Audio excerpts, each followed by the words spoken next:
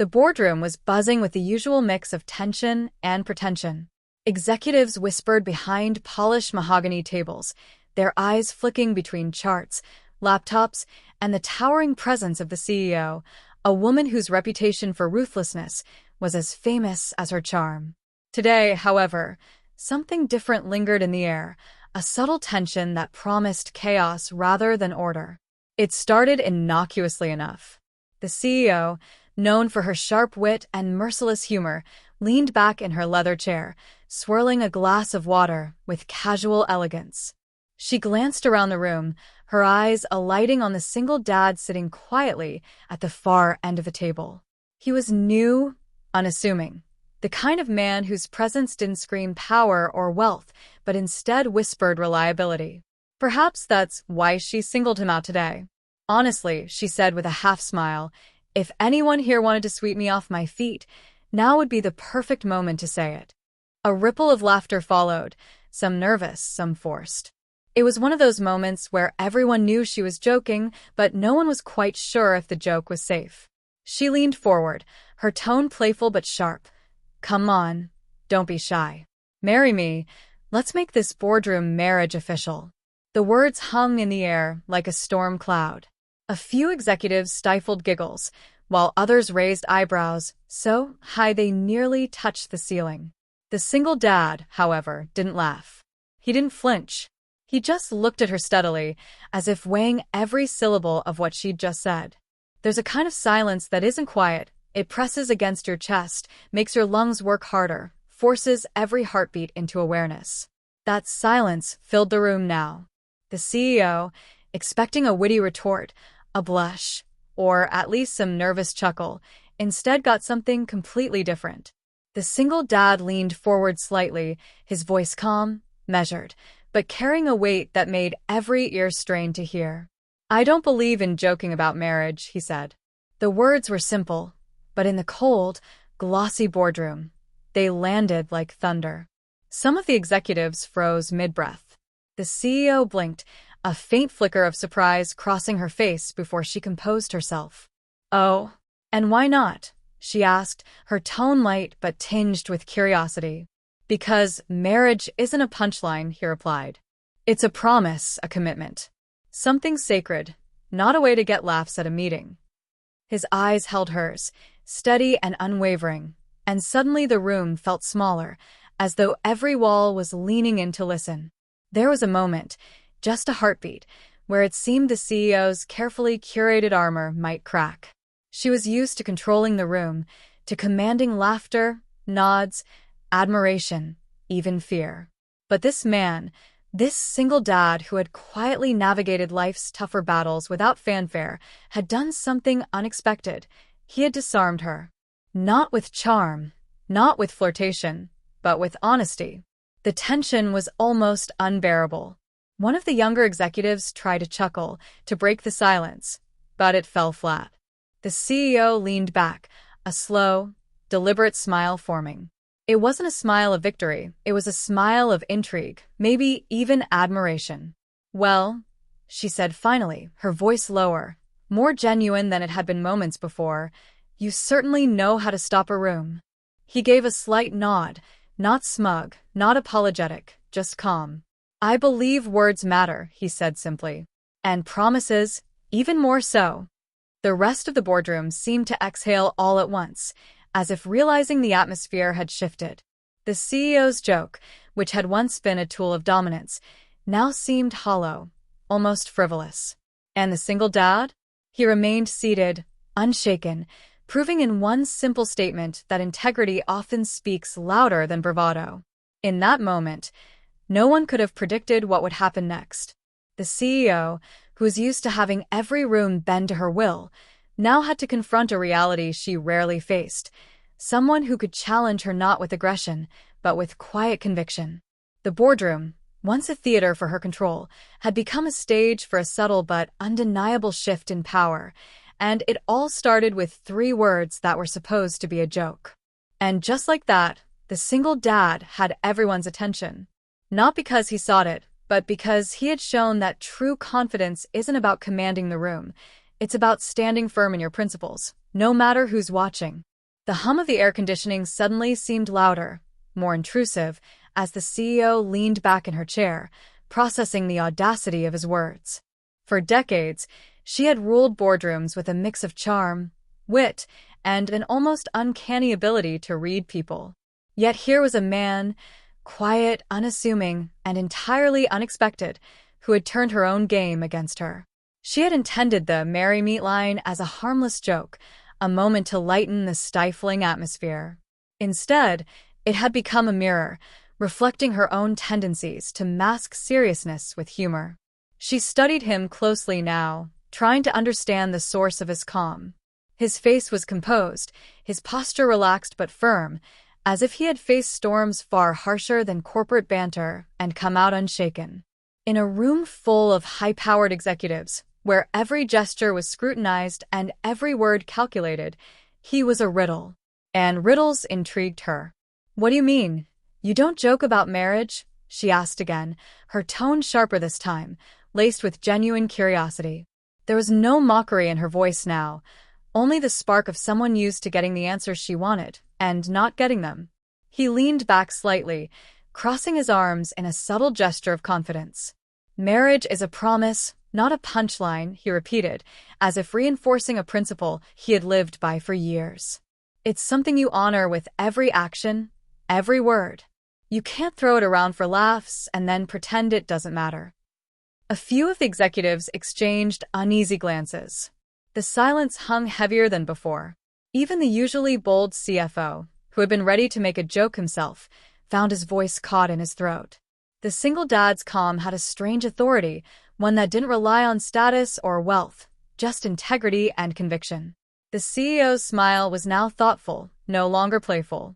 "You take promises seriously, don't you?" she said, almost rhetorically. "Even when others treat them lightly?" He nodded. "I do. And I take responsibilities seriously, too. That's why I'm careful about what I say and what I commit to. Words can shape lives, or they can destroy them. I've seen both." There it was, the hint of a past life, a backstory just out of reach, yet powerful enough to command respect. In that instant, the CEO realized that this was no ordinary employee. He had lived a life of challenges, of struggles that weren't visible from a polished resume. And yet he had emerged with a moral compass that pointed unwaveringly toward integrity. "Interesting," she murmured, almost to herself. Then, louder, with a mix of curiosity and challenge, she asked, "So, what would you say if I asked you to reconsider?" "Hypothetically, of course." The single dad's gaze didn't waver. "I would say that hypotheticals are best left for discussions that don't involve promises. Actions speak louder than words." His response was polite but firm, a verbal boundary that demanded respect without aggression. For a moment, the CEO simply stared. She was used to breaking people with her words, bending conversations to her will, turning jest into control. But here, she felt something unfamiliar: hesitation. A spark of admiration mixed with frustration. He was challenging her in a way that no one else had, silently, steadily, without raising his voice. The room felt tense, charged with an energy that was almost electric. The executives could sense it too. Something was happening between the CEO and this man that went far beyond office humor. It wasn't flirtation in the typical sense, nor was it a clash of egos. It was something deeper, a subtle dance of respect and understanding, layered with challenge and intrigue. She leaned forward, resting her elbows on the table, her fingers steepled. "You're confident," she said quietly, almost a confession. "Not arrogant, but confident. I don't see that often." He gave a small, polite nod. "Confidence without humility is dangerous," he replied. "Humility without confidence is overlooked. Balance is what matters." And just like that, the shift in the room became undeniable. The CEO, who had walked in expecting to command and charm, now found herself genuinely curious. The single dad had taken her own power and reflected it back at her in a way that was impossible to ignore. She realized that this wasn't just about a joke anymore. It was about understanding a man whose life experiences had forged a strength that couldn't be intimidated, bribed, or manipulated. Her lips curved into a slow, almost reluctant smile. "I have to admit," she said, voice low, "you make a point. Most people wouldn't say what you just said. They'd laugh or panic or try to dodge it." "I prefer honesty," he replied simply. "It makes communication easier and relationships, whether professional or personal, stronger." The tension in the room began to dissolve, replaced not by relief, but by a quiet admiration. This man, with his steady gaze and unwavering principles, had done the unthinkable. He had made a CEO, a master of control and perception, pause and reassess her assumptions. In that moment, everyone understood that this boardroom was no longer just a stage for corporate strategy. It had become a proving ground for something far more potent: the power of integrity, of calm confidence, and of speaking truth in a world obsessed with appearances. And while the CEO may not have admitted it yet, the single dad had just shifted the dynamics in a way that no joke, no matter how cleverly delivered, could ever undo. The boardroom had fallen into an unusual silence. Not the polite, temporary hush that follows a formal announcement, but the kind that presses against your chest, demanding attention. The CEO, usually the orchestrator of every conversation, leaned forward, resting her chin on her hands. Her eyes, sharp and calculating, lingered on the single dad in a way she rarely reserved for anyone. "Tell me something," she said, her voice quiet but deliberate. "What makes you so unshakable? Most people in your position would either crumble under scrutiny or try to make a joke to fit in." He looked at her, calm, measured, yet with a depth that suggested every word was considered. "I've faced challenges that weren't on any business spreadsheet," he said. "Situations that required me to be steady, to think clearly, to act with integrity even when no one was watching. That's what makes me unshakable." A murmur ran through the room. Some executives glanced at one another, intrigued. Others tried to mask their curiosity, pretending to review documents, check emails, or adjust pens. But no one could ignore the quiet force emanating from the single dad. The CEO's gaze sharpened. She had expected humor, maybe a witty deflection. Instead, she received a glimpse of a man whose life had sculpted resilience so naturally that it almost radiated. For a brief moment, she wondered what stories lay beneath that calm exterior. Stories of struggle, responsibility, sacrifice. Stories that the corporate world couldn't measure, but could feel. "Challenges, huh?" she murmured, a subtle smirk playing on her lips. "I've faced plenty of those myself. But somehow, I don't think we're talking about boardroom challenges." His eyes met hers directly. "No," he said quietly. "We're talking about life." The room shifted. That one word, simple yet profound, reframed everything. Business meetings were predictable, negotiations were strategic, office politics were calculable. Life, however, was unpredictable. And here was a man who had mastered it without fanfare, without the need to impress, without leaning on wealth or influence. The CEO leaned back, swirling the water in her glass again, though this time her hands weren't as steady. There was something magnetic about the way he carried himself, something that made her question her own assumptions about power, confidence, and control. "You seem different from everyone else here," she said finally. "Everyone in this room is trying to prove something, to climb, to win. You just are." He smiled faintly, not arrogantly, but with quiet acknowledgement. "I have to be. My priorities aren't about appearances or titles. They're about people, responsibilities, and living in a way I can respect myself at the end of the day." A few of the executives shifted in their seats. Some felt uncomfortable with the raw honesty of his words. Others couldn't help but admire the authenticity. It was rare, almost revolutionary, in a room accustomed to carefully polished personas. The CEO's curiosity deepened. She was used to controlling narratives, to steering conversations with precision.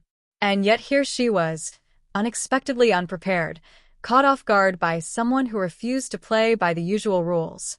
She found herself leaning forward again, her elbows on the table, studying him as if reading a book she had never opened before. "What about family?" she asked softly, almost hesitantly. Do they guide you the way you act? Or is this something you've learned on your own? He paused, a flicker of vulnerability passing over his calm demeanor. Both, he said. I'm a father first. Everything else, work, ambitions, appearances, comes second. That responsibility shapes every decision I make, every word I speak. You can't hide behind titles when you're accountable for someone else's life. The CEO's eyes widened slightly. She hadn't expected a personal answer, much less one that revealed a layer of life so real, so grounding. For the first time, she saw him not as a colleague, not as an employee, but as a man with experiences and depth that no corporate hierarchy could touch. The boardroom, which had once been filled with whispers and nervous laughter, now felt like a stage set for revelation. Every movement, every glance, seemed charged with meaning. Even the usually indifferent executives were leaning in, sensing the subtle shift in dynamics. The single dad's calm authority wasn't loud or aggressive, but it was undeniable. He spoke of life and responsibility in a way that made the CEO reconsider her own words, her own actions, her own humor. The "marry me" joke, which had been meant to amuse and charm, now seemed trivial in the face of someone who measured life by principles far greater than appearances or flirtation. And yet, behind her composed exterior, the CEO felt a stirring she hadn't anticipated. She wasn't just intrigued, she was challenged. His presence forced her to question her assumptions, to see the boardroom and, perhaps, herself in a new light. For the single dad, nothing had changed. He had simply spoken truth, upheld his values, and remained steady. But for everyone else, especially the CEO, a ripple had begun, one that promised to reshape not just this meeting, but the dynamics, respect, and perhaps even the personal stakes of everyone in the room. The silence lingered for a moment longer before the CEO broke it, a smile tugging at the corners of her lips. "You know," she said softly, almost thoughtfully, "I think I underestimated you." And just like that, the single dad had not only stopped a room in its tracks, but he had also unsettled the CEO in a way that no one else ever had, a quiet, commanding presence that made everyone in the room reconsider what power really meant. The room had grown quieter, yet somehow more electric. Every executive at the table sensed the subtle shift, though none could articulate it. The CEO, usually a master of control and charisma, now felt the peculiar sensation of uncertainty. She prided herself on reading people, on anticipating every reaction, every motive, but this man, the single dad, was different. He didn't play by the usual rules. He didn't need to. She studied him across the polished mahogany table, noticing the faint lines on his face, the quiet intensity in his eyes, and the way his hands rested calmly, unconsciously commanding attention. It was the kind of presence that didn't scream authority, it radiated it. And she had to admit, reluctantly, that it unnerved her. "Tell me something," she said, leaning forward, her tone sharper, teasing, yet carrying a weight of genuine curiosity. "How do you stay so composed in situations that would make most people crumble?" He didn't flinch. "Experience teaches you resilience," he said simply. "And responsibility keeps you grounded. When others depend on you, there's no room for theatrics or fear. You act because you must, not because it looks good." The CEO's lips twitched with the faintest smile. He was speaking truths she hadn't wanted to hear, but couldn't ignore. His words had a precision, a clarity, and a conviction that made the rest of the room seem almost superficial. And yet, behind her professional curiosity, she felt another stir, a personal recognition of something rare, something she couldn't define. "Experience and responsibility, huh?" she murmured, almost to herself. "And what about personal sacrifices? Have you ever given up things you wanted for others?" He met her gaze steadily, unflinching. "Every day. Choices are rarely easy. But if you love and care for someone, especially a child, you accept that sacrifices are part of life. It's not heroic, it's necessary." A hush settled over the boardroom. The executives shifted uneasily in their seats, some hiding small, embarrassed smiles, while others stared in silent admiration. There was a tension in the air that wasn't about business. It was about character, integrity, and the invisible authority that comes from living a principled life. The CEO leaned back slightly, swirling the water in her glass, though her hands were steadier now than before. She had faced countless challenges in her life, boardroom battles, negotiations, betrayals, but this calm, grounded man had unsettled her in a way no one else had. She realized, with a mixture of frustration and intrigue, that he had become the center of attention without raising his voice, without flaunting titles or wealth. "And yet here you are," she said softly, almost teasing, "sitting in my boardroom, and I have to wonder, do you ever let yourself enjoy life? Do you ever let go?" He paused for a moment, the smallest flicker of a smile appearing. "I enjoy life in my own way," he said. "Joy isn't measured by luxury or applause. It's measured by moments, small victories, laughter with family, the quiet satisfaction of doing the right thing." The CEO's expression softened. She had spent years chasing admiration, accolades, and influence. And yet, for the first time in a long while, she felt a pang of envy for someone who had found purpose and satisfaction without the need for recognition. It was disarming, and it stirred something she hadn't expected: genuine respect. The tension between them was almost palpable.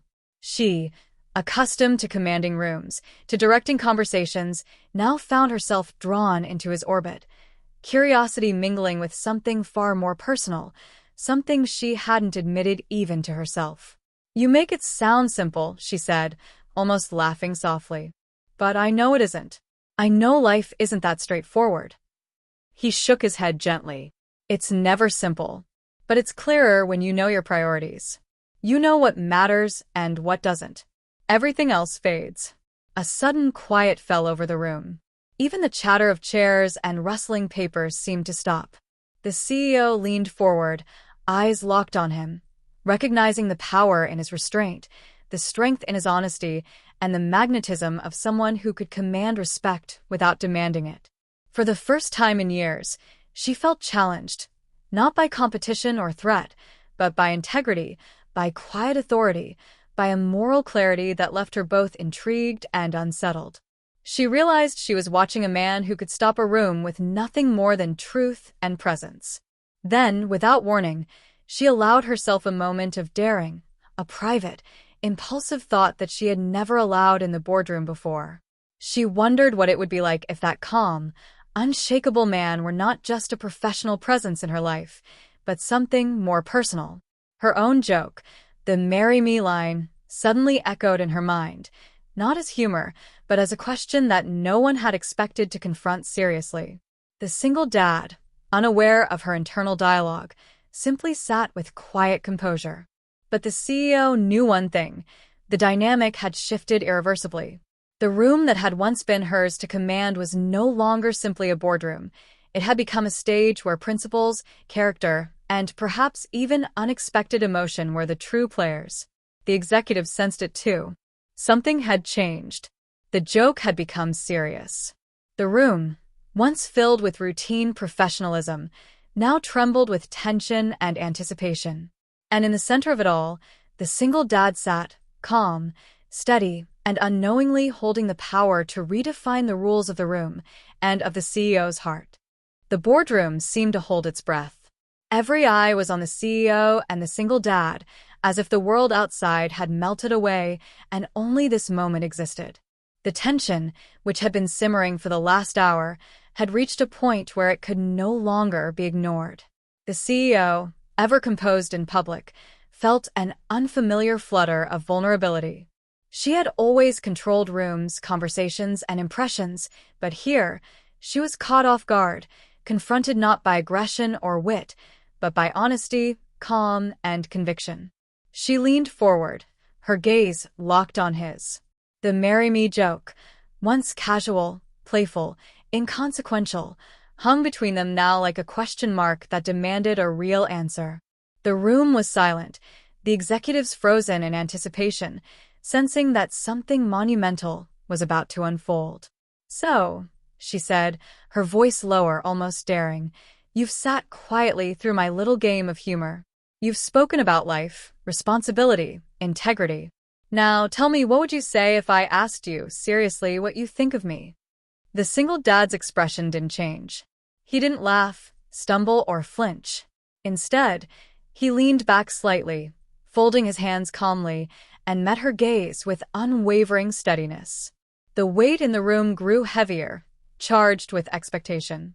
"I think," he said carefully, choosing his words with precision, "that you're brilliant, capable, and unafraid. But brilliance and capability don't make a person whole. What makes someone truly remarkable is character, integrity, and the way they treat others, especially when no one is watching." The CEO blinked. A flicker of surprise crossed her face, quickly replaced by curiosity. She had expected a deflection, a joke, maybe even silence. Instead, she got honesty, truth delivered with a quiet force that seemed to reverberate through every wall of the room. "And what about me?" she pressed, her voice softer now, layered with something that bordered on vulnerability. "Do I measure up to that standard?" He paused. His eyes never left hers. "You're on your way," he said. "You have the power, the vision, and the intellect. But real greatness comes when someone combines those qualities with empathy, humility, and respect for others. You have it in you, but it's not fully realized yet." The room shifted. A few of the executives exchanged nervous glances, unsure if they were witnessing a professional critique or the quiet start of something far more personal. The CEO's lips curved into a small, almost reluctant smile. For the first time, she felt exposed in a way she had never experienced in a boardroom. Then, almost impulsively, she leaned forward and repeated the words she had said in just earlier, this time with a mixture of courage, curiosity, and subtle challenge. "Marry me." The silence was deafening. Time seemed to slow.